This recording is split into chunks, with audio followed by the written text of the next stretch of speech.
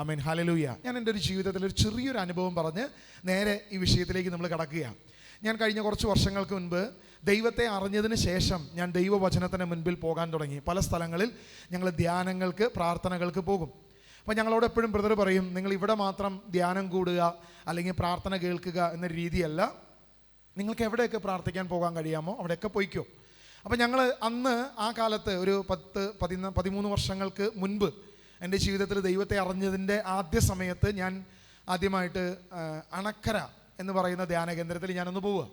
അപ്പോൾ അവിടെ ചെന്നു, ഞാൻ അവിടെ ധ്യാനം കൂടി. ഞാൻ ആ ധ്യാനത്തെക്കുറിച്ചൊന്നുമല്ല ഞാൻ പറയാൻ ആഗ്രഹിക്കുന്നത്. അവിടെ നടന്ന എൻ്റെ തൊട്ടടുത്തുണ്ടായിരുന്ന ഒരു സുഹൃത്ത്, എൻ്റെ കൂടെ ഇരുന്ന് ധ്യാനം കൂടിയ ഒരു ചേട്ടൻ, ഒരു പ്രായമുള്ളൊരു ചേട്ടനാണ്. ഏകദേശം എനിക്ക് തോന്നുന്നു അന്നത്തെ സമയത്ത് ഒരു 50 വയസ്സൊക്കെ അദ്ദേഹത്തിന് ഉണ്ടാകുമെന്ന് ഞാൻ വിശ്വസിക്കുന്നു. അപ്പോൾ ആ ചേട്ടൻ എൻ്റെ കൂടെ ഇരുന്ന് വചനം കേൾക്കുന്നു. എൻ്റെ കൂടെയാണ് അദ്ദേഹം ഇരിക്കുന്നത്. അദ്ദേഹത്തിൻ്റെ കയ്യിലൊരു കുരിശുണ്ട്, ഒരു തൂങ്ങപ്പെട്ട യേശുക്രിസ്തുവിൻ്റെതെന്ന് പറയപ്പെടുന്ന ഒരു രൂപമുള്ള ഒരു വലിയ കുരിശ്, കുറച്ച് വലുതാണ്. അപ്പോൾ ആ കുരിശ് അദ്ദേഹത്തിൻ്റെ കയ്യിലുണ്ട്. അദ്ദേഹം ഇങ്ങനെ കൂടെ ഇതെടുത്ത് ഇങ്ങനെ മുത്തുന്ന ഒരു സ്വഭാവം, ഇങ്ങനെ അതിന് ഉമ്മ കൊടുക്കുന്ന ഒരു സ്വഭാവം ഞാനിതിങ്ങനെ പല പ്രാവശ്യം കണ്ടു. അത് എനിക്ക് തോന്നുന്നു ഒരു 5 മിനിറ്റിനിടയിൽ അദ്ദേഹം ചിലപ്പോൾ ഒരു 5 പ്രാവശ്യമെങ്കിലും ചെയ്യുന്നുണ്ടാവും. അപ്പോൾ ഓരോ മിനിറ്റിലും അതിങ്ങനെ ചെയ്തുകൊണ്ടിരിക്കുന്നുണ്ട്. വിശുദ്ധ കുർബാനയുടെ സമയത്തും ഇതിങ്ങനെ നടക്കുന്നുണ്ട്, എല്ലാ സമയത്തും ഇതിങ്ങനെ കണ്ടിന്യൂസ്ലി നടക്കുന്നുണ്ട്. അപ്പോൾ എനിക്കൊരു കൗതുകം തോന്നി. ഞാൻ അദ്ദേഹത്തെ കയ്യിലേക്ക് നോക്കി, ഈ കുരിശിന് എന്തെങ്കിലും പ്രത്യേകതയുണ്ടോ? അപ്പോൾ ഞാൻ ഈ കുരിശ് നോക്കുമ്പോൾ ഞാൻ കണ്ടൊരു കാഴ്ച കുറച്ച് കൗതുകകരമാണ്. കാരണം ഈ കുരിശ് സത്യം പറഞ്ഞു കഴിഞ്ഞാൽ പല പ്രാവശ്യം നിലത്ത് വീണ് അത് തകർന്നു പോയിട്ടുണ്ട്, അത് പൊടിഞ്ഞു പോയിട്ടുണ്ട്, അതിൻ്റെ കൈയൊക്കെ അടർന്നു പോയിട്ടുണ്ട്, അതിൻ്റെ കാലുകളൊക്കെ അടർന്നു പോയിട്ടുണ്ട്. ഈ ചേട്ടൻ ചെയ്തിരിക്കുന്നത് എന്താണെന്നറിയോ? നൂലുകൾ വെച്ച് ഇതിനെ വീണ്ടും വീണ്ടും കെട്ടി ഇതിനെ അതേ കുരിശിൽ തന്നെ ഉറപ്പിച്ചിരിക്കുക. അതായത് ഞാൻ നോക്കുമ്പോൾ കർത്താവ് ഈ കുരിശിൽ നിന്ന് പല പ്രാവശ്യം ഇറങ്ങിപ്പോയിട്ടുണ്ട്. അതായത് താഴെ വീണ് പല പ്രാവശ്യം കർത്താവിൻ്റെ കൈ ഒടിഞ്ഞു പോയിട്ടുണ്ട്, കാലൊടിഞ്ഞു പോയിട്ടുണ്ട്. ഇനി തല ഒടിഞ്ഞു എന്ന് എനിക്കറിയത്തില്ല, ഇന്ന് ഫെവിക്കൊക്കെ കിട്ടുന്ന കാരണം അതൊക്കെ വെച്ച് ഒട്ടിച്ചിട്ടുണ്ടാവും. അപ്പോൾ ഇദ്ദേഹം പല പ്രാവശ്യം ഇത് ഒട്ടിച്ചിട്ടുണ്ട്. ഈ കമ്പിയിലെ ചെറിയ നൂൽക്കമ്പി, ഈ നൂൽക്കമ്പി വെച്ച് പോലും ഇത് ഒട്ടിച്ചിട്ടുണ്ട്. അപ്പോൾ എനിക്കൊരു കൗതുകം തോന്നി, ഇദ്ദേഹത്തോട് ചോദിക്കണം, ഇതെന്തുകൊണ്ടാണ് വീണ്ടും വീണ്ടും നിങ്ങൾ ഈ കർത്താവിനെ കുരിശെ തറച്ചുകൊണ്ടിരിക്കുന്നത് എന്ന് ചോദിക്കണമെന്ന് എനിക്കൊരു ഒരു കൗതുകം തോന്നി. ഇൻ്റർവെൽ സമയത്ത് ശരിക്കും പറഞ്ഞാൽ അവിടെ സംസാരിക്കാനൊന്നും പാടില്ല, പക്ഷേ എൻ്റെ കൗതുകം അങ്ങേയറ്റം എത്തിക്കഴിഞ്ഞപ്പോൾ ഞാൻ അദ്ദേഹത്തോടൊന്ന് ചോദിച്ചു, ചേട്ടാ എന്താണ് ഈ കുരിശിൻ്റെ പ്രത്യേകത? എന്തുകൊണ്ടാണ് നിങ്ങളിത് മാറ്റി പുതിയതൊന്നും വാങ്ങാത്തത്? ഇത് പല പ്രാവശ്യം താഴെ വീണ് ഉടഞ്ഞ് നശിച്ചിട്ടുണ്ടല്ലോ, എന്തുകൊണ്ടാണ് നിങ്ങളിത് പുതിയത് വാങ്ങാത്തത്? നിങ്ങൾ എന്തിനാണിത് കെട്ടി പിന്നെയും സൂക്ഷിക്കുന്നത്? എന്നോട് അദ്ദേഹം പറഞ്ഞ കാര്യം ഇതാണ്, എൻ്റെ വളരെ ചെറുപ്പത്തിൽ തന്നെ എൻ്റെ കയ്യിൽ കിട്ടിയൊരു കുരിശാണിത്. ഇത് എന്നേക്കാൾ കൂടുതൽ വിശുദ്ധ കുർബാന കണ്ടൊരു കുരിശാണ്. എൻ്റെ പിതാവ് ഉപയോഗിച്ചിരുന്നതാണ്, അദ്ദേഹത്തിന് ശേഷം അതെനിക്ക് തന്നു. എന്നേക്കാൾ കൂടുതൽ വിശുദ്ധ കുർബാന കണ്ട ഒരു കുരിശാണ്, അതിൻ്റെ വിശുദ്ധി ഈ കുരിശിനുണ്ട്. അതുകൊണ്ട് ഞാൻ ഈ തൂങ്ങപ്പെട്ട ക്രൂശ് രൂപം ഞാൻ കൊണ്ടു നടക്കുന്നത് എൻ്റെ എല്ലാ കഷ്ടതയിലും എൻ്റെ എല്ലാ വേദനയിലും എനിക്ക് താങ്ങായി, എനിക്ക് തണലായി എൻ്റെ കൂടെയുള്ളത്, എൻ്റെ ജീവിതത്തിൻ്റെ ഒരു ഭാഗം തന്നെയായി എൻ്റെ കൂടെയുള്ളത് ഈ കുരിശാണ്. അതുകൊണ്ടാണ് ഞാനിത് മാറ്റി പുതിയത് വാങ്ങാത്തത്, നിങ്ങൾക്കതിനെക്കുറിച്ച് അറിവില്ലാത്തത് കൊണ്ടാണെന്ന് പറഞ്ഞു. എനിക്ക് കൗതുകം തോന്നി, ഞാൻ ചിരിച്ചു. ഞാൻ പ്രത്യേകിച്ച് ഉപദേശിക്കാനൊന്നും പോയില്ല. പക്ഷെ തൊട്ടടുത്ത് നിമിഷം അച്ഛൻ പ്രസംഗത്തിന് കയറി കഴിഞ്ഞപ്പോൾ അച്ഛൻ പറഞ്ഞ വചനം ഇതായിരുന്നു, നിങ്ങളുടെ ചർച്ചിൽ ഒരു രൂപം ഇരിക്കുക, അത് ഏതെങ്കിലും ഒരു പൂച്ച വന്ന് തട്ടിമറച്ചു, അത് ഉടഞ്ഞുപോയി, നിങ്ങളുടെ ഹൃദയത്തിൽ നിങ്ങൾക്കൊന്നും തോന്നേണ്ട കാര്യമില്ല, നമ്മൾ കാശ് കൊടുത്ത്, നമുക്ക് കാശ് ആവശ്യം പോലെ ഉണ്ട്, നമ്മൾ പുതിയതൊരെണ്ണം വാങ്ങിച്ചു വയ്ക്കും, അതല്ലാതെ പ്രത്യേകിച്ച് നമ്മളൊന്നും ചെയ്യാൻ പോകുന്നില്ല എന്ന് അച്ഛൻ പറഞ്ഞു. പക്ഷേ അന്ന് 5 ദിവസം ക്യാമ്പ് കഴിയുന്നവരെയും ഈ ചേട്ടൻ അത് കളഞ്ഞിട്ടില്ല, അതുമ്മ തന്നെ ഇങ്ങനെ ഉമ്മ വെച്ചുകൊണ്ടിരിക്കുക. ചില വ്യക്തികളുടെ ഉള്ളിൽ ചില വിഗ്രഹങ്ങൾ നിറഞ്ഞിരിക്കുക, ഇത് മാറ്റാൻ തയ്യാറല്ല.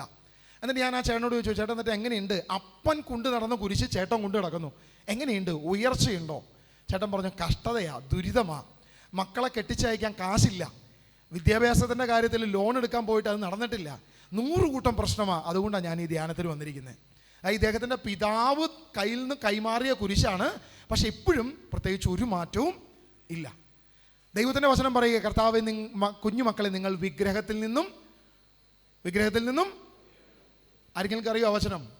കുഞ്ഞുമക്കളെ നിങ്ങൾ വിഗ്രഹത്തിൽ നിന്നും ഓടി അകലുവിൻ. നമ്മൾ കത്തോലിക്കരും യാക്കോബായക്കാരും ഓർത്തഡോക്സും അങ്ങനെ ഉന്നത അല്ലെങ്കിൽ നമ്മുടെ പൂർവ്വപിതാക്കന്മാർ അല്ലേ, തലമുറയായി കൈവന്ന വിശ്വാസം കാത്തു സൂക്ഷിക്കുന്നവരാണ് നമ്മളല്ലേ?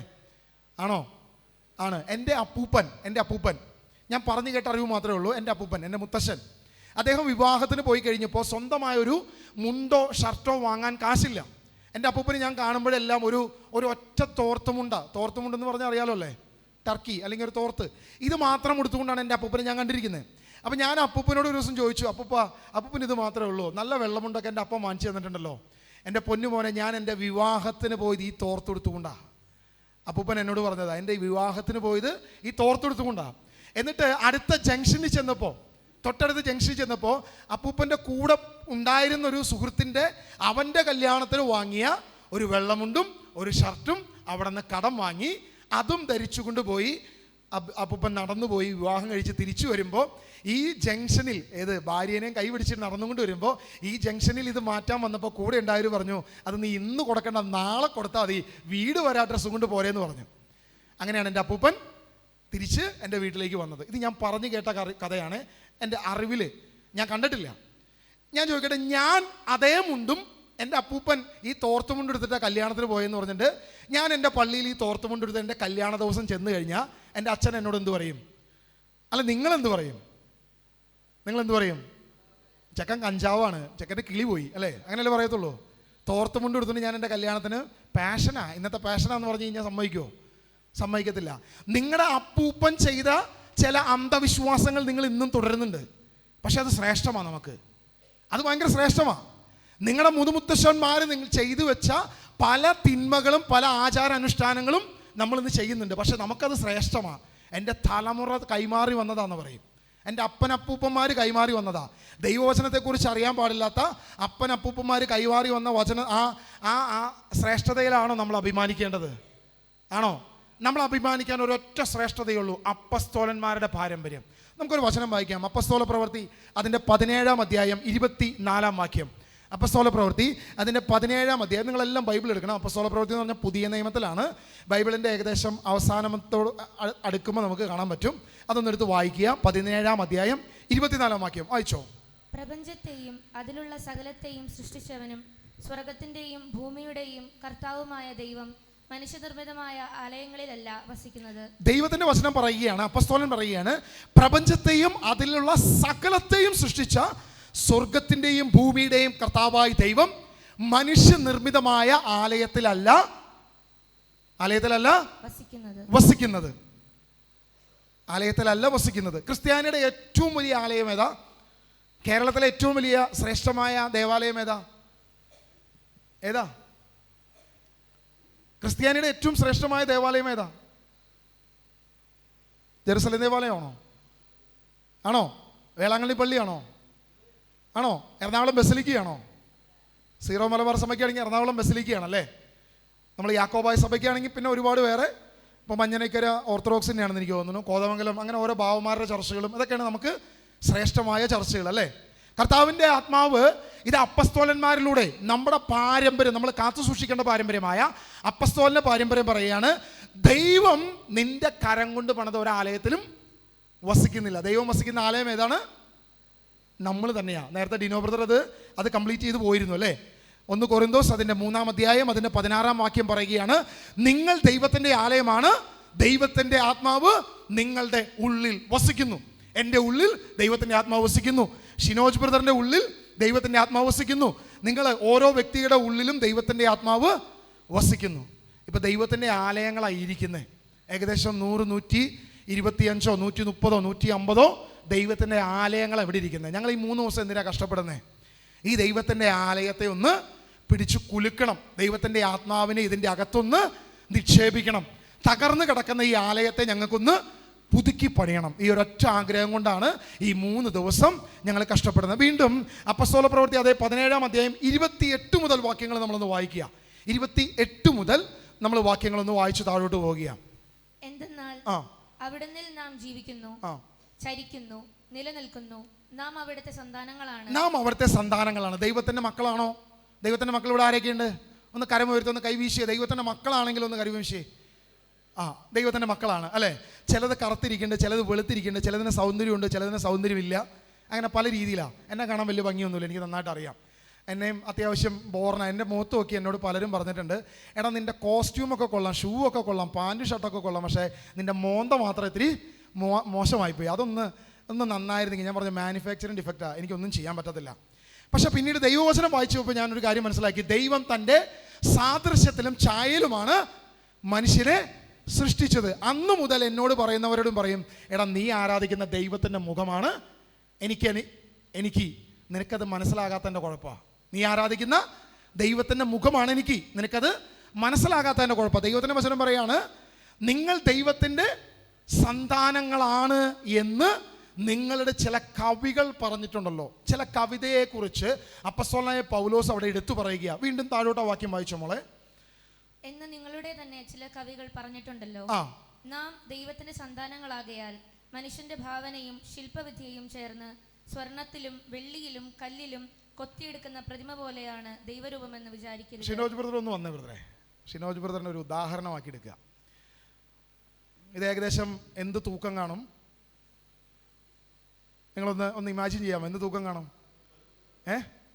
85. ബാക്കി എവിടെ കളയും?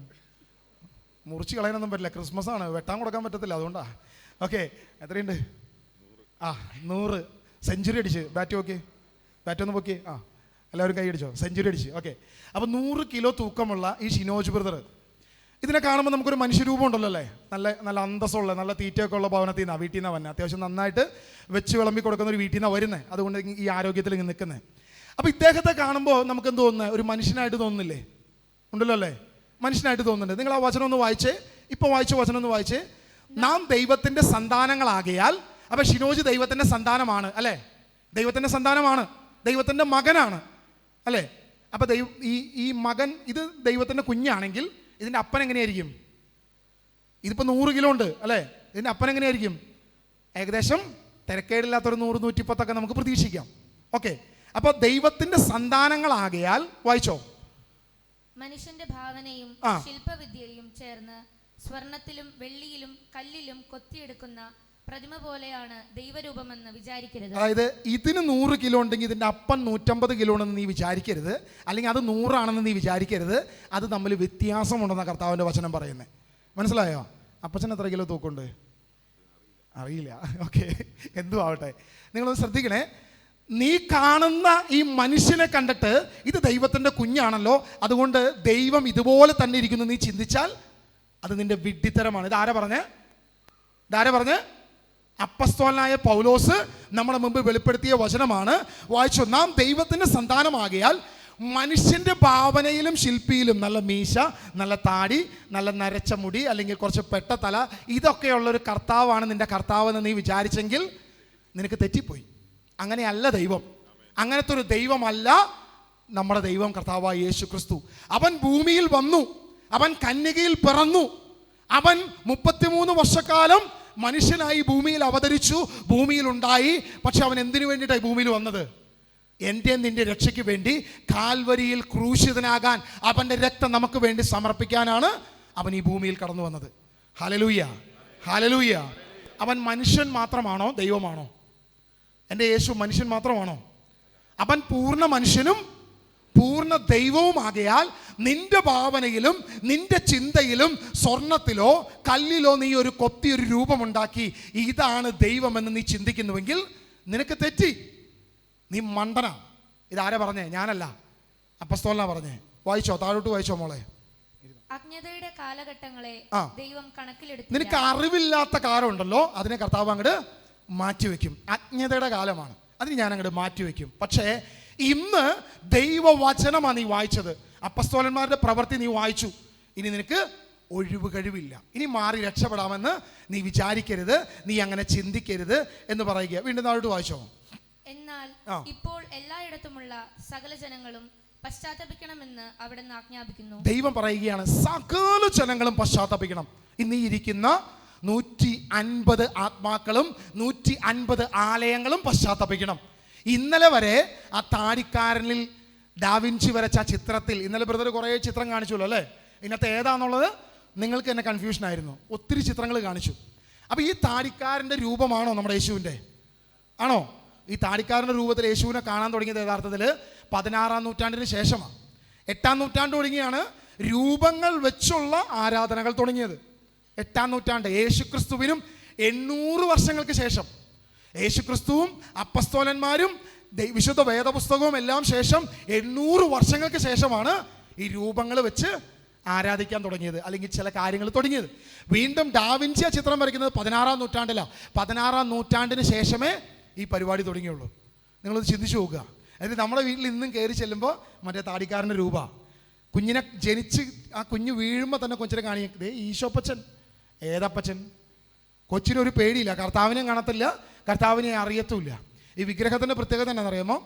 ഞാനൊരു ഫോട്ടോഗ്രാഫറാണ്. ബേസിക്കലി ഞാൻ വെഡ്ഡിങ് ഫോട്ടോഗ്രാഫി ഒക്കെ ചെയ്യുന്ന ഒരാളാണ്. അപ്പോൾ ഞങ്ങൾ സാധാരണ കല്യാണ വീടുകളിൽ ചെല്ലുമ്പോൾ ആദ്യം ഞങ്ങൾ എടുക്കുന്നത് ആ വീടിൻ്റെ പുറത്തുനിന്ന് 2 ഫോട്ടോ എടുക്കും.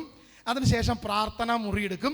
ഞാൻ ഈ പ്രാർത്ഥനാ മുറി ചെല്ലുമ്പോൾ അവിടെ സാധാരണ ക്രിസ്ത്യാനിയുടെ വീടാണെങ്കിൽ കർത്താവ് തുടങ്ങി, കർത്താവ് എന്ന് പറയപ്പെടുന്ന ഈ ഡാവിഞ്ചി വരച്ച ചിത്രം തുടങ്ങി ഇങ്ങോട്ട് സകല വിശുദ്ധന്മാരുടെയും ചിത്രം ഉണ്ടാവും. എൻ്റെ ആദ്യത്തെ പണി എന്നാണെന്നറിയാമോ? ചേച്ചി ഒരു നനഞ്ഞ തോർത്തുമുണ്ട് തരുമെന്ന് ചോദിക്കും, ഒരു നനഞ്ഞ തോർത്ത് തരുമെന്ന് ചോദിക്കും. എന്നിട്ട് ഈ രൂപമൊക്കെ എടുത്ത് വെച്ച് തുടയ്ക്കും ഞാൻ. കാരണം എനിക്ക് ഫോട്ടോ ഒത്തിരി വൃത്തിയാകണം, ഇച്ചിരി നന്നായിട്ട് കൊടുക്കണം. അപ്പോൾ അത് കാരണം ഞാനിതിരുന്ന് തുടച്ച് വൃത്തിയാക്കി ഇത് വാങ്ങിക്കൊണ്ടുവന്ന് അന്ന് തുടങ്ങി സകല പല്ലിയും അതിൻ്റെ മുകളിൽ മൂത്രം ഒഴിച്ചിട്ടുണ്ട്, സകല എലിയും അതിൻ്റെ ഉള്ളിൽ അപ്പിയിട്ടിട്ടുണ്ട്, സകല പരിപാടിയും കാണിച്ചു വെച്ചിട്ടുണ്ട്. എന്നിട്ട് നമ്മൾ അതിൻ്റെ മുമ്പിൽ പോയി ഇൻ്റർവ്യൂവിന് പോകുന്നതിന് മുമ്പ് അതിൻ്റെ മുമ്പേ പോയി കുമ്പിട്, അനുഗ്രഹിക്ക്, കർത്താവെ അനുഗ്രഹിക്ക്. നീ ഇൻ്റർവ്യൂവിന് ജയിക്കാത്തതിൻ്റെ കാരണം എന്നാന്ന് മനസ്സിലായില്ലേ? അനുഗ്രഹിക്കപ്പെടാത്തതിൻ്റെ കാരണം മനസ്സിലായില്ലേ? ഈ എലി മുള്ളി സാധനത്തിൻ്റെ മുമ്പിൽ പോയി നിന്നിട്ടാണ് ഈ കുമ്പിടൽ, ഈ സാഷ്ടാംഗം കുമ്പിടൽ. അനുഗ്രഹിക്കപ്പെടാൻ പോകുന്നില്ല. കാരണം കർത്താവ് പറഞ്ഞു, നിന്റെ ശില്പവിദ്യയിലോ നിന്റെ കരവേലയിലോ അല്ല ദൈവം ഇരിക്കുന്നത്. ദൈവത്തെ നമുക്ക് അറിയത്തില്ല, ദൈവത്തെ നമ്മൾ കണ്ടിട്ടില്ല. നമ്മളെപ്പോഴും പറയുന്ന ഒരു പ്രധാനപ്പെട്ട വിഷയം ദൈവം ആത്മാവാണ്, അല്ലേ? ദൈവം ആത്മാവാണ്. യോഹന്നാന്റെ സുവിശേഷം 4-ാം അധ്യായം 23-24 വാക്യത്തിൽ സമരിയാക്കാരി സ്ത്രീയുടെ മുൻപിൽ യേശുക്രിസ്തു വെളിപ്പെടുത്തുന്ന ഒരു വലിയ കാര്യമാണ് ദൈവം ആത്മാവാണ്, ദൈവത്തെ ആരാധിക്കുന്നവൻ ആത്മാവിലും സത്യത്തിലുമാണ് ആരാധിക്കേണ്ടത്. ദൈവം ആരാണ്? ആത്മാവാണ്. എൻ്റെ ആത്മാവിനെ നിങ്ങൾ ആരെങ്കിലും കണ്ടിട്ടുണ്ടോ? മരിച്ചുപോയ ഏതെങ്കിലും ആത്മാവിനെ കണ്ടിട്ടുള്ള ആരെങ്കിലും ഇവിടെ ഉണ്ടോ? ഏതെങ്കിലും വ്യക്തികൾ ഇവിടെ ഉണ്ടോ? ആത്മാവിനെ കാണാൻ പറ്റുമോ? അത് ആത്മാക്കളുടെ ലോകം, അത് മറ്റൊരു ലോകമാണ്. അപ്പോൾ ദൈവത്തെ കാണാൻ പറ്റുമോ? ദൈവത്തെ കാണാനൊരു വഴിയുണ്ട്, ഞാൻ വഴിയെ പറഞ്ഞു തരാം. ദൈവം ആത്മാവാണ്, ദൈവത്തെ ആരാധിക്കുന്നവൻ ആത്മാവിലും സത്യത്തിലും ആരാധിക്കണം. അപ്പോൾ ചോദിക്കും, അപ്പോൾ യേശുക്രിസ്തുവിനെ ഞങ്ങൾ കണ്ടതോ, ഞങ്ങൾ തൊട്ടതോ, ഞങ്ങൾ സൂക്ഷിച്ചു വീക്ഷിച്ചതോ, ഞങ്ങൾ കൈ കൊണ്ട് സ്പർശിച്ചതോ, ഞങ്ങൾ അവൻ്റെ കൂടെ ഭക്ഷണം കഴിച്ചതോ, ഞങ്ങൾ അവൻ്റെ കൂടെ വള്ളത്തിൽ സഞ്ചരിച്ചതോ? ശിഷ്യന്മാർ അങ്ങനെ യേശുവിൻ്റെ കൂടെ 3-3.5 വർഷക്കാലം ഉണ്ടായിരുന്നു, അല്ലേ? ഇന്ന് ഈ ചിത്രം വരയ്ക്കുന്ന പ്രധാനപ്പെട്ട അച്ഛന്മാർ മുഴുവൻ പഠിപ്പിച്ചു വെച്ചിരിക്കുന്ന ഒരു ചെറിയൊരു പരിപാടിയുണ്ട്. ഞങ്ങൾ കണ്ടു, അതുകൊണ്ട് ഞങ്ങൾ വരച്ചു. ഞങ്ങൾ കേട്ടു, ഞങ്ങൾ സൂക്ഷിച്ചു വീക്ഷിച്ചു, അതുകൊണ്ട് ഞങ്ങളുടെ കൂടെ ഉണ്ടായിരുന്ന യേശുവിനെ ഞങ്ങൾ വരയ്ക്കും. നിങ്ങൾ കണ്ടിട്ടില്ല, നിങ്ങൾ വരയ്ക്കണ്ട. കാരണം നിങ്ങൾ പെന്തക്കൊസ്തക്കാരാണ് വരയ്ക്കേണ്ടെന്ന് പറയുന്നത്. 100 വർഷം പഴക്കമുള്ളൂ. നിങ്ങൾ കണ്ടിട്ടില്ല, നിങ്ങൾ വരയ്ക്കണ്ട. പക്ഷെ ഞങ്ങൾ അപ്പസ്തോലിക പാരമ്പര്യമാണ്, ഞങ്ങൾ കണ്ടു, ഞങ്ങൾ അതുകൊണ്ട് വരയ്ക്കും. അപ്പസ്തോലന്മാർ കണ്ടു, അതുകൊണ്ട് ഞങ്ങൾ വരയ്ക്കും. ഇനി അപ്പസ്തോലന്മാർ ആരെങ്കിലും വരച്ചോ? ലൂക്ക വരച്ചോ? ലോകത്തെ ഏറ്റവും പ്രചാരമായി നടക്കുന്ന ഒരു നുണയാണ് ലൂക്ക വരച്ച ചിത്രമാണ് ഇന്നുള്ളത്, മാതാവിൻ്റേതെന്ന് പറയപ്പെടുന്ന ചിത്രം.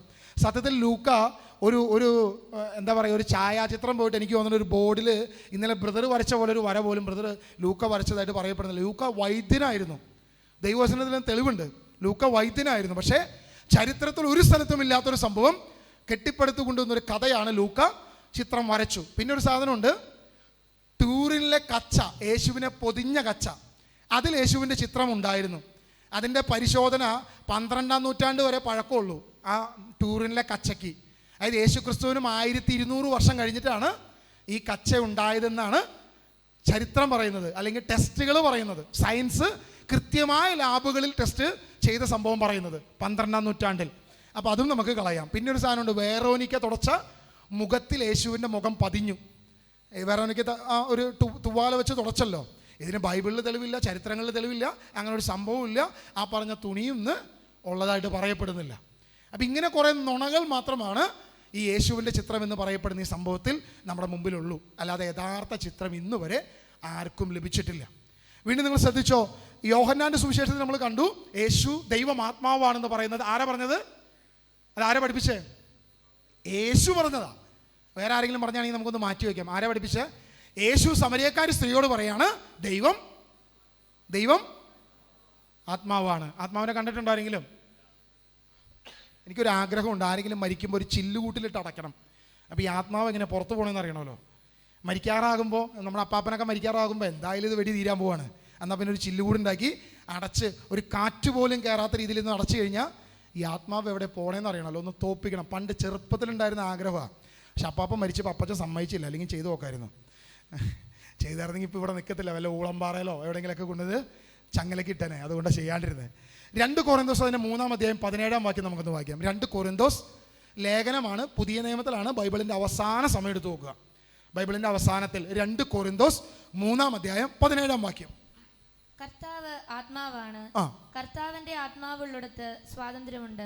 ഉറങ്ങുന്നവരൊന്ന് ഒന്ന് കരമുയർത്തി. ഉറങ്ങുന്നവർ മാത്രം ഒന്ന് കരമുയർത്തി. ഉറങ്ങുന്ന ആളുകൾ മാത്രം. നിങ്ങൾ ഉറങ്ങുന്നവരാണോ? ഉറങ്ങുന്നവരാണല്ലേ? ഓക്കെ, ഒന്ന് ഉണർന്ന് എഴുന്നേറ്റോ, കുഴപ്പമില്ല. ഉറക്കമൊക്കെ മാറ്റിത്തരാം നമുക്ക്. അപ്പോൾ കർത്താവിൻ്റെ വചനം ലേഖനത്തിൽ അപ്പോസ്തലനായ പൗലോസ് പറയുകയാണ്, കർത്താവ് ആത്മാവാണ്. ഇവിടെ കർത്താവ് എന്ന് ഉദ്ദേശിക്കുന്നത് യേശുവിനെയാണ് ഉദ്ദേശിച്ചിരിക്കുന്നത്. കർത്താവ് എന്ന് ഉദ്ദേശിക്കുന്നത് ഗ്രീക്കിൽ കുരിയോസ് എന്ന വാക്കുകൊണ്ട് അവിടെ എഴുതിയിരിക്കുന്നത് യേശുവിനെയാണ്, യേശു ക്രിസ്തു. യേശു കർത്താവാണെന്ന് തെളിയിക്കുകയായിരുന്നു അപ്പോസ്തലന്മാരുടെ പ്രധാനപ്പെട്ട വിഷയം. അപ്പോൾ യേശുവിനെയാണ് അവിടെ പറയുന്നത്. യേശു ആരാണ്? ആത്മാവാണ് എന്ന് പറയുകയാണ്. കർത്താവിൻ്റെ ആത്മാവുള്ളിടത്ത് സ്വാതന്ത്ര്യമുണ്ട്. നമുക്കിന്ന് സ്വാതന്ത്ര്യമുണ്ടോ? നമ്മളിന്ന് രോഗത്തിൻ്റെ അടിമയാണ്, പാപത്തിൻ്റെ അടിമയാണ്, കഷ്ടതയുടെ അടിമയാണ്. ഇങ്ങനെ പലവിധം അടിമത്തങ്ങളാണ് നമുക്കുള്ളത്. ഇന്ന് നമുക്ക് സ്വാതന്ത്ര്യമില്ലാത്ത എന്താണെന്നറിയാമോ? നമ്മൾ ഈ വിഗ്രഹത്തിലാണ് പോയി കുമ്പിട്ടുകൊണ്ടിരിക്കുന്നത്. അപ്പോൾ വിഗ്രഹത്തെ നമുക്കൊന്ന് മാറ്റിവെക്കാം. ദൈവവചനം പറയുകയാണ് യേശു ആത്മാവാണ്, യേശുവിൻ്റെ ആത്മാവുള്ളിടത്ത് സ്വാതന്ത്ര്യമുണ്ട്. നമുക്ക് യേശുവിൻ്റെ ആത്മാവ് ഉണ്ടോ എന്ന് തിരിച്ചറിയുക. ഞാൻ ഒരു ചിന്ത പെട്ടെന്ന് നിങ്ങളിലേക്ക് തരിക. യേശു ക്രിസ്തു ഇപ്പോൾ ഈ ഷിനോജ് ബ്രദറിനെ ഞാൻ കാണാൻ തുടങ്ങിയിട്ട് എനിക്ക് തോന്നുന്നു ഒരു 10 വർഷത്തിൽ കൂടുതലായി, അല്ലേ? 10-12 വർഷമായി. ഇദ്ദേഹത്തിൻ്റെ ഒരു നിഴല് കണ്ടാൽ എനിക്കറിയാം അത് ഞങ്ങളുടെ ഷിനോജ് ബ്രദറാണെന്ന്. രാത്രി കണ്ടാലും പകൽ കണ്ടാലും എനിക്കറിയാം അത് ഷിനോജ് ബ്രദറാണെന്ന്. കഴിഞ്ഞ 3 ദിവസമായിട്ട് നിങ്ങൾ ഷിബു ബ്രദറിനെ കാണാൻ തുടങ്ങി, അല്ലേ? നാളെ ഒരിക്കൽ ലുലുമാളിൽ വെച്ച് നിങ്ങൾ ഷിബു ബ്രദറിനെ കണ്ടാൽ മനസ്സിലാവോ? കാരണം ഈ 3 ദിവസം നിങ്ങൾ ഈ മുഖം തന്നെ കണ്ടുകൊണ്ടിരിക്കുന്നത്, അല്ലേ? വിഗ്രഹത്തെക്കുറിച്ച് പറഞ്ഞപ്പോൾ ഇങ്ങോരെ പിടിച്ചൊന്ന് തലയൊന്ന് നിലത്തിട്ടൊന്ന് ഉരയ്ക്കാനൊക്കെ തോന്നി. മാതാവിനെക്കുറിച്ച് എന്തൊക്കെയോ പറഞ്ഞപ്പോൾ നമുക്ക് ഇഷ്ടമല്ലാത്ത കുറച്ച് ചിന്തകളൊക്കെ തോന്നി. സ്വാഭാവികമാണ്, തോന്നും, ഇനിയും തോന്നണം. അത് തന്നെ ഞങ്ങളുടെ ആഗ്രഹം. അപ്പോൾ ഇനി കണ്ടു കഴിഞ്ഞാൽ മനസ്സിലാവുമോ? ശിവവർദ്ധനെ കണ്ടാൽ മനസ്സിലാവുമോ? ഉറപ്പല്ലേ? മനസ്സിലാവാത്ത ആരുമില്ലല്ലോ, എല്ലാവർക്കും മനസ്സിലാവും. 3 ദിവസമേ കണ്ടിട്ടുള്ളൂ. അപ്പസ്തലനായ പത്രോസും യാക്കോബും യോഹന്നാനും ശിഷ്യന്മാരും മഗ്ദലേന മറിയവും 3.5 വർഷക്കാലം യേശുവിനെ കണ്ടു. യേശുവിൻ്റെ കൂടെ നടന്നു. ഊണിലും ഉറക്കത്തിലും യാത്രയിലും സുവിശേഷ വേലയിലും എല്ലാം യേശുവിൻ്റെ കൂടെ ഉണ്ടായിരുന്നു. നിങ്ങൾ ശ്രദ്ധിച്ചോ? ആദ്യം യേശു ഉയർത്തെഴുന്നേറ്റ് വന്ന് പ്രത്യക്ഷപ്പെട്ടത് മഗ്ദലേന മറിയത്തിനാണ്. യോഹന്നാൻ്റെ സുവിശേഷത്തിൽ അത് കാണുന്നുണ്ട്. മഗ്ദലേന മറിയത്തിന് യേശു പ്രത്യക്ഷപ്പെട്ടു. മഗ്ദലേന മറിയം എങ്ങനെയാണ്? ഇത് കരയുക. അപ്പോൾ പുറകിലൊരുവൻ വന്നിങ്ങനെ ഉലാത്തിക്കൊണ്ടിരിക്കുക. അപ്പോൾ കാലനക്കം കേട്ട് തിരിച്ചിങ്ങനെ നോക്കിയിട്ട്, അയ്യോ തോട്ടക്കാരാ, എൻ്റെ യേശു എവിടെയാ? അവൻ എനിക്കൊന്ന് തരുമോന്നാണ് മഗ്ദലേന മറിയം ചോദിച്ചേ. യേശുവിനെ കണ്ടിട്ട് മഗ്ദലേന മറിയത്തിന് മനസ്സിലായോ? എന്ത് വൃത്തികെട്ടവളല്ലേ? യേശുവിനെ കണ്ടിട്ട് മനസ്സിലായില്ല. 3.5 വർഷക്കാലം ഇവർക്ക് തീറ്റ കൊടുത്തത് ഈ കർത്താവല്ലേ? അപ്പം വർദ്ധിപ്പിച്ചു കൊടുത്തില്ലേ? എല്ലാം കൊടുത്തില്ലേ? എന്നിട്ട് നന്ദിയുണ്ടോ? മഗ്ദലേന മറിയത്തിന് നന്ദിയുണ്ടോ? യേശുവിനെ കണ്ടിട്ട് മനസ്സിലായോ? 3 ദിവസമായുള്ളൂ മരിച്ചിട്ട്. ഉയർത്തെഴുന്നേറ്റ് യേശു വന്ന് ഫ്രണ്ടിൽ നിന്നപ്പോൾ മനസ്സിലാവുന്നില്ല. അയ്യോ തോട്ടക്കാരാന്ന്, ഒരു തോട്ടക്കാരാന്ന് വിളിച്ചേ യേശുവിനെ, അല്ലേ? ആണോ? അല്ലേ? ഓക്കെ. എമ്മാവൂസിലേക്ക് പോയ ശിഷ്യന്മാർ 2 പേര് ഒരു പകൽ മുഴുവൻ നടന്നു. സകല വർത്താനവും പറഞ്ഞു, കഥയും പറഞ്ഞു, എല്ലാം പറഞ്ഞു. മനസ്സിലായോ? ഇല്ല. യേശു ചോദിക്കുക, നിങ്ങൾ എന്തിനെക്കുറിച്ചാണ് പറയുന്നത്? അപ്പോൾ ഇവന്മാരിങ്ങനെ വാചാലനാവുക. നിങ്ങൾ അറിഞ്ഞില്ലേ, കഴിഞ്ഞ 3.5 വർഷക്കാലം ഞങ്ങളുടെ കൂടെ നടന്നവനെ ആ യഹൂദന്മാരുണ്ടല്ലോ, അവന്മാർ പിടിച്ച് ക്രൂശെ തറച്ചു, അങ്ങനെ ചെയ്തു, ഇങ്ങനെ ചെയ്തു, തലയിലൊരു മുൾക്കിരീടൊക്കെ വെച്ച് കൊടുത്തു, അവൻ മരിച്ചു. പക്ഷെ ഇന്നുണ്ടല്ലോ, ഞങ്ങളുടെ കൂടെ ഉണ്ടായവർ കല്ലറ ചെന്നപ്പോൾ പറയുക, ശവം അവിടെ കാണുന്നില്ല, ഉയർത്തെഴുന്നേറ്റു. ഈ കഥ മുഴുവൻ പറയുന്ന ആരോടാ? വേദോപദേശം ഓതുന്നത് മാർപ്പാപ്പയോടാ. 2 പേർക്ക് മനസ്സിലായില്ല ആരാന്ന്, ഇത് യേശുവാണെന്ന് മനസ്സിലായില്ല. പത്രോസിന് മനസ്സിലായോ? കടൽക്കരയിൽ പത്രോസിനെ കണ്ടു കഴിഞ്ഞപ്പോൾ അയ്യോ ഭൂതം, അല്ലേ? പത്രോസ് ഒളിച്ച് താഴെ പോയി. അയ്യോ ഭൂതം. യോഹന്നാൻ പറഞ്ഞടാ, ഭൂതമല്ലടാ, കർത്താവാടാ. കർത്താവാണോ? എടുത്ത വയ്ക്ക് വെള്ളത്തിൽ ചാടി, അല്ലേ? പത്രോസിന് മനസ്സിലായോ? ശിഷ്യന്മാർക്ക് ആർക്കെങ്കിലും മനസ്സിലായോ? നിങ്ങൾ സുവിശേഷത്തിൽ ഒരു സ്ഥലത്ത് കാണിച്ചതാ ഉയർത്തെഴുന്നേറ്റ യേശുവിനെ ഒറ്റ നോട്ടത്തിൽ മനസ്സിലായ ആരെങ്കിലും ഒരു ശിഷ്യനെ കാണിച്ച ഉണ്ടോ? ഇല്ലേ? ഒരൊറ്റ ആളെ കാണത്തില്ല. എന്ത് മനസ്സിലാവാനെ? എന്തുകൊണ്ട് മനസ്സിലായില്ല? നീ കാണുന്ന പോലെ നിന്റെ ഭാവനയിലും നിന്റെ കാഴ്ചയിലും നിന്റെ ചിന്തയിലും ഒതുക്കാൻ കഴിയുന്നതല്ല സ്വർഗത്തിന്റെ സർവസൃഷ്ടാവായ എൻ്റെ യേശു ക്രിസ്തു എൻ്റെ ദൈവമെന്ന് അവൻ വെളിപ്പെടുത്തുകയാണ്. ആ ദൈവം നിന്റെ ചിന്തയിൽ ഒരു കേവലം മനുഷ്യൻ മാത്രമല്ല, ഈ ശരീരമുള്ള ഈ ജഡമുള്ള ഒരു കേവലം മനുഷ്യനെ നീ കണ്ടിട്ട് അത് യേശുവാണ് എൻ്റെ ദൈവമാണെന്ന് നീ പറയരുത്. എൻ്റെ ദൈവം സർവസൃഷ്ട പ്രപഞ്ചോതാവായ ആ സർവത്തിൻ്റെയും ദൈവമാണ്. അവനെ നിനക്ക് ഇതിൽ ഒതുക്കാൻ പറ്റത്തില്ല. അവനെ നിനക്ക് ഇതിൻ്റെ ഒതുക്കാൻ പറ്റത്തില്ല. പക്ഷേ കർത്താവ് ഒതുക്കുന്ന മറ്റൊരു ഒതുക്കലുണ്ട്. ആ ഒതുക്കൽ എങ്ങനെയാണെന്നറിയോ? എമ്മാവൂസിലേക്ക് പോയ ശിഷ്യന്മാർ വൈകുന്നേരം ആയി കഴിഞ്ഞപ്പോൾ വിശക്കണോ, ഞങ്ങൾക്ക് എന്തെങ്കിലും കഴിക്കണം. കർത്താവ് ഒരു അപ്പമെടുത്ത് ആശീർവദിച്ച് അതിനെ മുറിച്ച് അവൻ്റെ കയ്യിലേക്ക് വെച്ചു കൊടുത്തിട്ട് പറഞ്ഞു, ഇത് എൻ്റെ ശരീരമാകുന്നു എന്ന് മുന്നു പറഞ്ഞ അതേ കാര്യത്തിൽ തന്നെ ഈ അപ്പമെടുത്ത് വാഴ്ത്തി അവന്മാരുടെ കയ്യിലേക്ക് കൊടുത്തപ്പോൾ അവൻ്റെ കണ്ണ് തുറന്നു. ഇത് കർത്താവാണെന്ന് അവന് തിരിച്ചറിഞ്ഞു. അപ്പോൾ കർത്താവിനെ കാണാൻ നമുക്ക് ഏറ്റവും പ്രധാനപ്പെട്ട ദ ബോഡി ഓഫ് ക്രൈസ്റ്റ്, വിശുദ്ധ കുർബാന, യേശു ക്രിസ്തുവിൻ്റെ ശരീര രക്തങ്ങൾ, അതിലെനിക്ക് യേശുവിനെ കാണാൻ പറ്റും. എവിടെ യേശുവിനെ കാണാൻ പറ്റുക? വിശുദ്ധ കുർബാനയിൽ യേശു ക്രിസ്തുവിൻ്റെ ശരീര രക്തം. യേശു പറഞ്ഞു, എന്നെ ശരീരം ഭക്ഷിക്കുകയും എൻ്റെ പാത്രത്തിൽ നിന്നും പാനം ചെയ്യുകയും ചെയ്താൽ നീ നിത്യം ജീവിക്കും. അവിടെയാണ് നീ യേശുവിനെ കാണേണ്ടത്. അവിടെ നമുക്ക് യേശുവിനെ കാണാൻ നേരമില്ല. നമ്മൾ താടിക്കാരൻ്റെ പിന്നാലെ പോവുക. വിശുദ്ധ കുർബാന നടക്കുമ്പോൾ, എൻ്റെ അടുത്തുള്ള ചർച്ച ഞാൻ കണ്ടിട്ടുള്ളത്, വിശുദ്ധ കുർബാന നടക്കുമ്പോൾ ഈ രൂപത്തിനെ മാലയിടിച്ച് സുഖിപ്പിക്കാൻ നടക്കുന്ന കുറേ എണ്ണമുണ്ട്. പുരോഹിതൻ ഇത് യേശുവിൻ്റെ ശരീര രക്തമാകുന്നു എന്ന് പറഞ്ഞ് ഉയർത്തിപ്പിടിച്ച് ആശീർവദിക്കുന്ന സമയത്തും ഈ പരിപാടി നടക്കും. ആ കൗണ്ടർ 5 മിനിറ്റ് പൂട്ടിയിട്ടാൽ മതി. ആ 10 രൂപയ്ക്ക് മാല വിൽക്കുന്ന കൗണ്ടറില്ലേ, 5 മിനിറ്റ് പൂട്ടിയിട്ട് ആ നേരത്തെങ്കിലും വിശുദ്ധ കുർബാനയിൽ യേശുവിനെ കാണും. പക്ഷെ അതും പറ്റത്തില്ല, അവൻ അതും ചെയ്യത്തില്ല. പകരം യേശുവിനെ കാണാൻ നടക്കുന്ന ഇതിൻ്റെ പിന്നാലെയാണ്. പോട്ടെ, നിങ്ങൾ ശ്രദ്ധിച്ചോ, വിശുദ്ധ വേദപുസ്തകത്തിൽ ഒരൊറ്റ സ്ഥലത്ത് പോലും കാണത്തില്ല യേശുവിനെ കണ്ടു മനസ്സിലാക്കുന്ന രീതി. പക്ഷേ വിശുദ്ധ കുർബാനയിൽ നമുക്ക് യേശുവിനെ കാണാൻ സാധിക്കും. നമ്മുടെ സഹോദരങ്ങളിൽ യേശുവിനെ കാണാൻ സാധിക്കും. പൗലോസ് സഭയെ പീഡിപ്പിച്ചു, അല്ലേ? സഭയല്ലേ പീഡിപ്പിച്ചേ? ക്രിസ്ത്യാനികളെ പീഡിപ്പിച്ചു. പൗലോസിനോട് പറഞ്ഞാൽ നീ പീഡിപ്പിക്കുന്ന യേശുവാണ് ഞാൻ എന്ന് പറയാൻ തുടങ്ങി. നിങ്ങളിൽ ക്രിസ്തുവിനെ കാണാൻ സാധിക്കുന്നില്ലെങ്കിൽ, ഷിനോജിൽ എനിക്ക് യേശുവിനെ കാണാൻ സാധിക്കുന്നില്ലെങ്കിൽ, ഈ കുഞ്ഞിൽ എനിക്ക് യേശുവിനെ കാണാൻ സാധിക്കുന്നില്ലെങ്കിൽ ഞാൻ വിഗ്രഹത്തിൻ്റെ പിന്നാലെ പോയേ പറ്റൂ. ഇന്ന് സഹോദര സ്നേഹം ഉണ്ടോ? സഹോദരങ്ങൾ തമ്മിൽ കണ്ടാൽ മിണ്ടത്തില്ല, അങ്ങോട്ടും ഇങ്ങോട്ടും വൈരാഗ്യമാണ്, വിദ്വേഷമാണ്. എന്തേ? യേശുവിനെ നീ സഹോദരനിൽ കാണാതെ വിഗ്രഹത്തിൽ കാണാൻ തുടങ്ങിയപ്പോൾ ഇത് തന്നെ സംഭവിച്ചു. ഇത് തന്നെയാണ് ഇന്ന് നമ്മുടെ ഏറ്റവും വലിയ പരാജയം. നീ രക്ഷപ്പെടാത്തതിൻ്റെ, നീ അനുഗ്രഹിക്കപ്പെടാത്തതിൻ്റെ കാരണം. ഒരു വചനം കൂടി എടുത്ത് ഈ ഒരു വിഷയം നമ്മൾ അവസാനിപ്പിക്കുക. 1 യോഹന്നാൻ 1 അധ്യായം 1 മുതൽ 5 വരെ വാക്യം പെട്ടെന്ന് വായിച്ചു പോകണം. 1 യോഹന്നാൻ ലേഖനമാണ്, സുവിശേഷമല്ല. യോഹന്നാൻ്റെ ലേഖനം, ബൈബിളിൻ്റെ ഏകദേശം അവസാനം. 1 യോഹന്നാൻ 1 അധ്യായം 1 മുതൽ 5 വരെ വാക്യങ്ങൾ. ആദ്യം മുതൽ ഉണ്ടായിരുന്നതും ഞങ്ങൾ കേട്ടതും സ്വന്തം കണ്ണുകൊണ്ട് കണ്ടതും സൂക്ഷിച്ചു വീക്ഷിച്ചതും കൈകൊണ്ട് സ്പർശിച്ചതുമായ ജീവന്റെ വചനത്തെ പറ്റി ഞങ്ങൾ അറിയിക്കുന്നു. ഞാൻ നേരത്തെ പറഞ്ഞ കാര്യമാണ്. ഞങ്ങൾ കണ്ടു, കേട്ടു, തൊട്ടറിഞ്ഞു, അതുകൊണ്ട് ഞങ്ങൾ വരച്ചു. അതുകൊണ്ടാണ് ഞങ്ങൾ വരച്ചത്. ഈ പറയുന്ന മാന്യന്മാർ കുറച്ച് പേരുണ്ട്. കുറച്ച് മാന്യരായ പുരോഹിതനും എനിക്കറിയാം. ആദ്യം വിഗ്രഹം വേണ്ടാന്ന് പറഞ്ഞു. കുറച്ച് കാലം കഴിഞ്ഞപ്പോൾ പിതാവ് വന്ന് കൊങ്ങയെ പിടിച്ചപ്പോൾ അയ്യോ വിഗ്രഹം ആയിക്കോ എന്ന് പറഞ്ഞ കുറേ അച്ഛന്മാരൊക്കെ ഇവിടെ ഉണ്ട്. അവരെ ഒന്ന് ഞങ്ങൾ ഒരു കാലത്ത് ഞങ്ങൾ ബഹുമാനിച്ചുകൊണ്ടിരുന്നതാണ് സത്യസുവിശേഷം പറഞ്ഞപ്പോൾ. ഇന്ന് മനുഷ്യൻ്റെ സുവിശേഷം പറയുമ്പോൾ, മനുഷ്യന് വേണ്ടി ദൈവവചനത്തെ വളച്ചൊടിക്കുമ്പോൾ അവരെ ഒന്ന് ബഹുമാനിക്കുക അത്ര പ്രായോഗികമല്ല. ദൈവവചനത്തെ വളച്ചൊടിച്ചു വ്യാഖ്യാനിക്കുന്നു. അപ്പോൾ അത് ശരിയല്ല. വചനത്തിൽ പറയുകയാണ്, ഞങ്ങൾ സ്പർശിച്ചതുമായ ജീവന്റെ വചനത്തെ പറ്റി. ആ രൂപത്തെ പറ്റിയാണോ?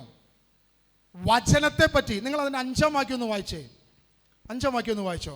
ഇതാണ് ഞങ്ങൾ അവനിൽ നിന്ന് കേൾക്കുകയും നിങ്ങളോട് പ്രഖ്യാപിക്കുകയും ചെയ്യുന്ന സന്ദേശം.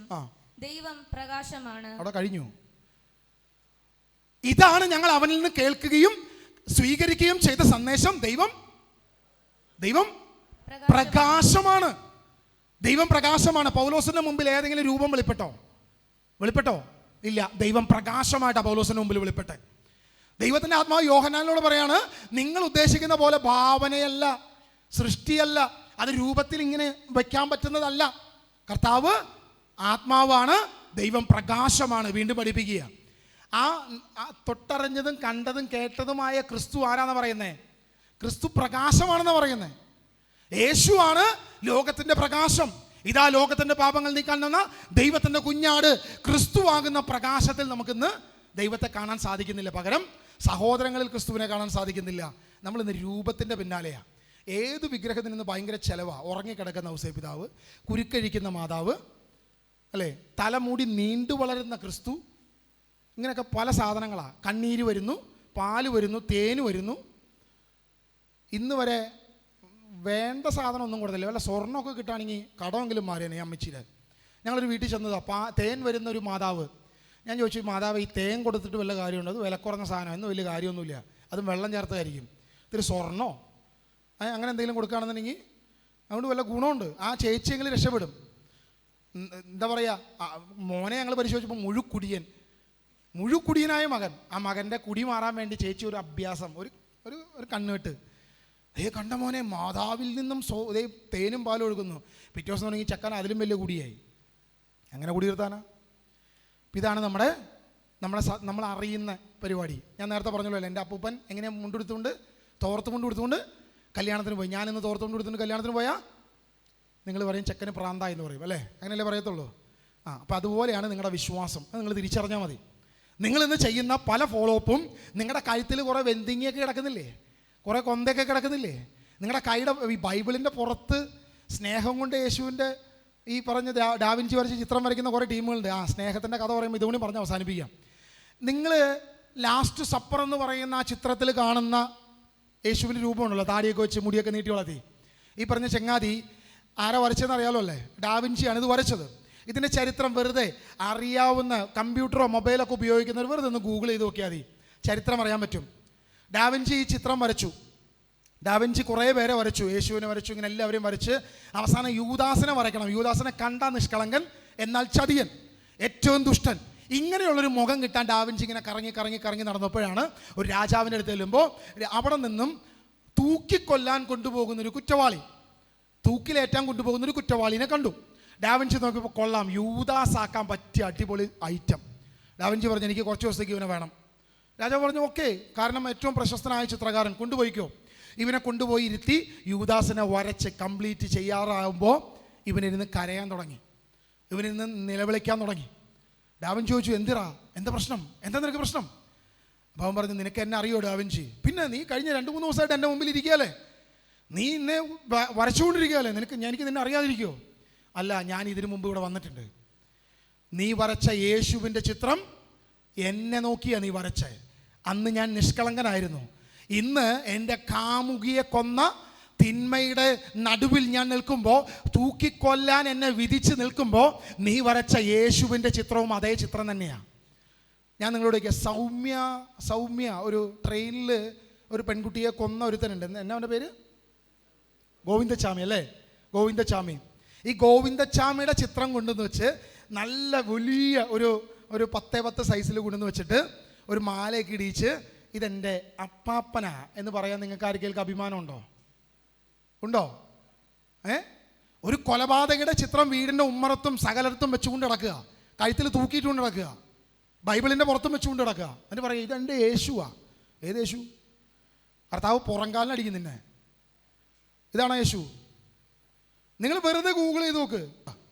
അപ്പോൾ യേശു ക്രിസ്തു, ഞാൻ പറയുന്നത് ഈ ശരീരത്തിൽ നമ്മൾ കണ്ടു കഴിഞ്ഞാൽ അത് യേശു, ഞാൻ നേരത്തെ പറഞ്ഞല്ലോ, യേശു പൂർണ്ണ മനുഷ്യനും പൂർണ്ണ ദൈവവുമാണ്.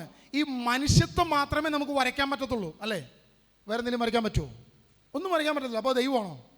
അല്ല. ഇനി ആ ചിത്രവും ഈ പറയുന്ന ഗോവിന്ദച്ചാമിയുടെ പോലെയാണ്.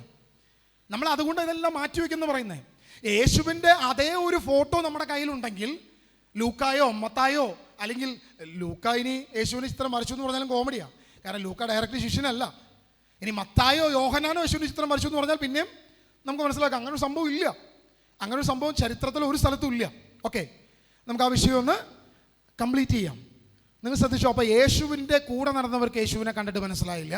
ഒരാളും ചിത്രം വരച്ചിട്ടില്ല. ഒരു ചിത്രത്തിൽ നമുക്ക് യേശുവിനെ കാണാൻ പറ്റില്ല. അപ്പസ്തോലൻ പറഞ്ഞു, നിൻ്റെ ഭാവനയിലോ ചിന്തയിലോ നിൻ്റെ ഈ പറഞ്ഞ സംഭവത്തിലൊന്നും യേശുവിനെ നിനക്ക് കാണാൻ സാധിക്കത്തില്ല എന്ന് വചനം പറയുക. ദൈവവചനം നമുക്ക് സാക്ഷ്യം. വീണ്ടും എത്രയോ വചനം ഞാനിവിടെ ഒത്തിരി നോട്ട് ചെയ്തിട്ടുണ്ട്. കുഞ്ഞുമക്കളെ വിഗ്രഹങ്ങളിൽ നിങ്ങൾ അകന്നിരിക്കുക, വിഗ്രഹാരാധകൻ സ്വർഗ്ഗരാജ്യത്തിൽ പ്രവേശിക്കത്തില്ല, വിഗ്രഹത്തിൽ നിന്നും ഓടിയകലുവിൻ, മറ്റെല്ലാ കാര്യത്തിൽ നിന്നും കഴുത്ത് ഞെരിച്ചു കൊന്നവയും വിഗ്രഹവും ഇങ്ങനെയുള്ള കാര്യത്തിൽ നിങ്ങൾ മാറി നിൽക്കുവിൻ. ഇങ്ങനെ അപ്പസ്തോലന്മാരുടെ ലേഖനത്തിൽ അനേക വചനങ്ങളാണ് കിടക്കുന്നത്. പഴയ നിയമം ഉടനീളം വിഗ്രഹത്തിനെതിരെ, പുതിയ നിയമത്തിൽ അനേക വചനങ്ങൾ വിഗ്രഹത്തിനെതിരെ. ഇതെല്ലാം വെച്ചിട്ടും നമ്മളിപ്പോഴും വിഗ്രഹത്തിൻ്റെ പിന്നാലെ, വിഗ്രഹത്തിൻ്റെ കൂടെ നമ്മൾ നടക്കുക. കൊറിന്തോസ് ലേഖനത്തിൽ പൗലോസ് പറഞ്ഞു, ഇപ്പോൾ നമ്മൾ കണ്ണാടിയിലൂടെ, നീ പറഞ്ഞ ചോദ്യത്തിന് ഒരു കംപ്ലീഷനോട് തരിക. അതായത് അപ്പസ്തോല പ്രവൃത്തി കൊറിന്തോസ് 13-ാം അധ്യായം അതിൻ്റെ 12-ാം വാക്യം ഇങ്ങനെ പറയുന്നുണ്ട്. എടുക്കണ്ട, നിങ്ങൾ എഴുതി വെച്ചാൽ മതി. 13:12 സ്നേഹമാണ് സർവോത്കൃഷ്ടം. ക്രിസ്ത്യാനിക്ക് ഏറ്റവും ഇഷ്ടപ്പെട്ട വചനം അല്ലേ?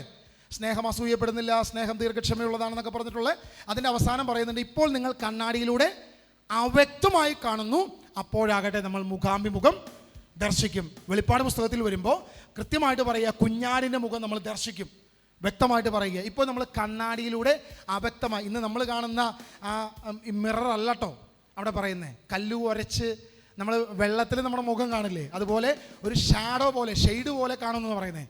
പക്ഷെ ക്രിസ്തുവിനെ മുഖാമുഖം ദർശിക്കുന്ന ഒരു ദിവസമുണ്ട്. ഇന്ന് സഹോദരനിൽ നീ ക്രിസ്തുവിനെ കാണും, ചുറ്റുമുള്ളവരിൽ നിനക്ക് യേശുവിനെ കാണാൻ സാധിക്കും. പക്ഷെ അന്ന് കർത്താവിൻ്റെ മുഖം ദർശിക്കുന്ന ഒരു ദിവസം ഉണ്ടാകും. അതിനുവേണ്ടി നമ്മൾ കാത്തിരിക്കുന്നത്. ആ ശരീരത്തിൽ അവൻ വാനമേഘങ്ങളിൽ വരുമ്പോൾ അവനെ കാണുന്നൊരു ദിനമുണ്ടാകും. ബോഡി ഓഫ് ക്രൈസ്റ്റ് 3 വിധമാണ്. ബോഡി ഓഫ് ക്രൈസ്റ്റ്, ഒന്ന് ഞാൻ നേരത്തെ പറഞ്ഞു, വിശുദ്ധ കുർബാനയിൽ യേശുവിൻ്റെ ശരീര രക്തങ്ങൾ തന്നെയാണ് വിശുദ്ധ കുർബാനയിലുള്ളത്. അവിടെ നമുക്ക് യേശുവിനെ കാണാം. 2, നിന്റെ സഹോദരനിൽ നിനക്ക് ക്രിസ്തുവിനെ കാണാം. കർത്താവ് പഠിപ്പിച്ചതാ, നിന്റെ സഹോദരനിൽ. ഇന്ന് ഈ ചെറിയവനിൽ ഒരുവന് നീ ചെയ്തു കൊടുത്തപ്പോൾ എനിക്ക് തന്നെയാണ് ചെയ്തത്. സഹോദരനിൽ നീ ക്രിസ്തുവിനെ കാണണം. സഭയെ പീഡിപ്പിച്ചു കഴിഞ്ഞപ്പോൾ കർത്താവ് പറഞ്ഞു, നീ പീഡിപ്പിച്ചത് എന്നെ തന്നെയാണ്. സഭ എന്ന് പറയുന്നത് നിങ്ങൾ ഈ കാണുന്ന കത്തോലിക്ക, യാക്കോബായ, ഓർത്തഡോക്സ് എന്ന് പറയുന്ന സഭകളൊന്നുമില്ല. ഒരൊറ്റ സഭയേ ഉള്ളൂ, ക്രിസ്തുവിൻ്റെ ശരീരം. അത് ഈ ഇരിക്കുന്ന 150 പേരിൽ പലരും ഉണ്ടാകും, ഇവിടെ ഇരിക്കുന്നവരിൽ പലരും ഉണ്ടാകും, ഈ ലോകത്ത് കറങ്ങി നടക്കുന്നവരിൽ പലരും ഉണ്ടാകും. ദൈവത്തിൻ്റെ സഭയാണ്.